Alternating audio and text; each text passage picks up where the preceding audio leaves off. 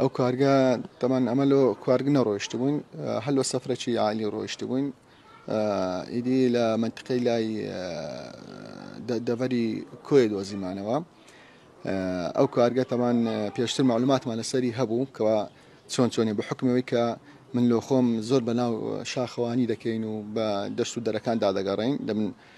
تسرو دار بروا كان وانا بدو كارجان دادا قرين إدي تن زاري كاريج كشمان دوزيتو بون منا تركي تيلو وانا هيك لبوسرتان بكاردي او زارش هنسام بو كارجي كود كبيدغوتري موريل مشروم يعني ناوي انجليزي كي موريلا مشروم يعني كوارجي موريل او كوارجا طبعا دقمنا لو خوي دقمنا اول شيء ذهاني شكوارجا شيء ذهانيه سعركي ل $10 او حادث بيدك حتى وكود نزديكي $650 جدروا بلان بحكمي ويكا لكردستان او كرين فروشنا بو بابا تناكري لويا هاد سعر شبري ناتوان تعامل لقربكي بلام سعركي لو خوي ذهاني او سعريه طبعا كوارجا شوازه شي بو شوازي هي وها يعني بيس سركي طبعا وق هنا كي الخو كوارك كروه الشندبه او بيس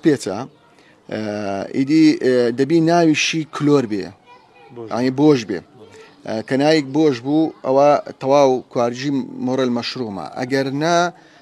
فيلصه يعني فيلز يعني نوع تشتيكي كبابتي الجهراويه كان دبي ناوي بوج بيه ككاتك ديكي دوكرتك بتقوتشي ناوي كبوج بو تواوا لبن سروكانش دا دربه زاري واشي لناو حديقه كانش دا دار بشرتي وتمشن اولو خوي لسر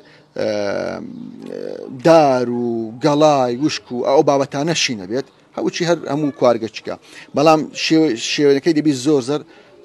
تعقيم به معقم به انزل ليشينا به تايبد ما ديش تاوي هي لوانيه بالفعل يعني اودي كبيست بيتم لكلارج بحساب دانيه كان دوزيبو لكلار بلام وق معلومات بوم ساغنبو تواوي عنا بس اوا كدوزي ما نوا نالكوي ام قناعتنا ذاك الكوا او كوارجه لكردستان ده هبيه وقناعتي خوم